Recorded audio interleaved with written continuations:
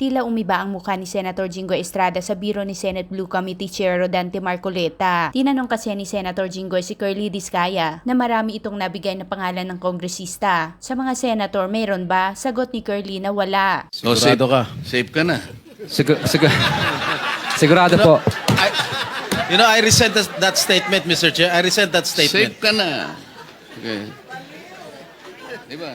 Safe na. Mr. Chair, I move that you strike your Alam mo statement. naman, biro lang naman yun eh. Wala yun.